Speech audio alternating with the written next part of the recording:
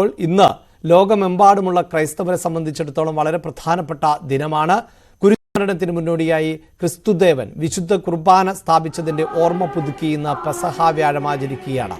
ക്രൈസ്തവ ദേവാലയങ്ങളിൽ കാൽകഴുകൽ ശുശ്രൂഷകൾ നടന്നു. പാളയം സെന്റ് ജോസഫ് കത്തീഡ്രൽ ദേവാലയത്തിൽ ലത്തീൻ അതിരൂപത archbishop doctor Thomas J Netto ആണ് ചടങ്ങുകൾക്ക് നേതൃത്വം നൽകിയത്. പട്ടം സെന്റ് മേരീസ് കത്തീഡ്രൽ ദേവാലയത്തിൽ കർദിനാൾ ബസേലിയോസ് മാർ ക്ലിമ്മീസ് കത്തോലിക്ക ബാവയുടെ നേതൃത്വത്തിൽ ആയിരുന്നു ചടങ്ങുകൾ. വിശുദ്ധ വാരാചരണത്തിന്റെ ഭാഗമായി ദേവാലയങ്ങളിൽ പ്രത്യേക പ്രാർത്ഥനകളും നടക്കുന്നുണ്ട്.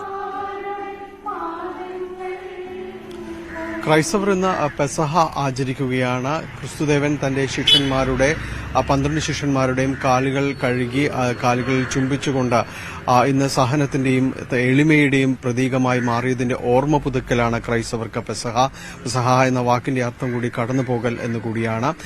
ഇന്ന് വിശുദ്ധ കുർബാന സ്ഥാപിച്ച ദിവസം കൂടിയായിട്ടാണ് ക്രൈസ്തവർ ആചരിക്കുന്നത്. ഇതിന്റെ ഭാഗമായിട്ട് വിവിധ ദേവാലയങ്ങളിൽ രാവിലെ മുതൽ തന്നെ ചടങ്ങുകൾ നടന്നു.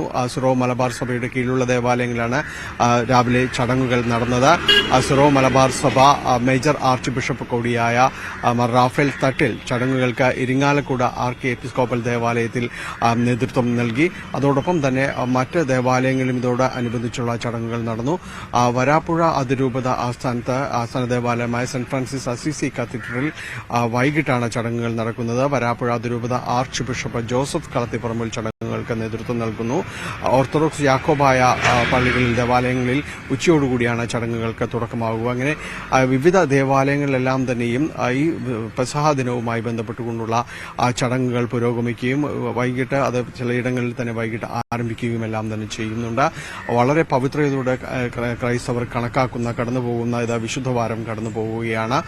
ഇതിനുശേഷമുള്ള ദുഃഖവെള്ളിയിലേക്കും പീഠാനുഭവ സ്മരണകളിലേക്കും എല്ലാമുള്ള ഒരു തുടർച്ച ഈ ദിവസങ്ങളിലാണ് ഉണ്ടാകുന്നത്. എന്തായാലും ഈ ചടങ്ങുകൾ വിവിധ ദേവാലയങ്ങൾ കേന്ദ്രീകരിച്ചുകൊണ്ട് പുരോഗമിക്കുകയാണ്.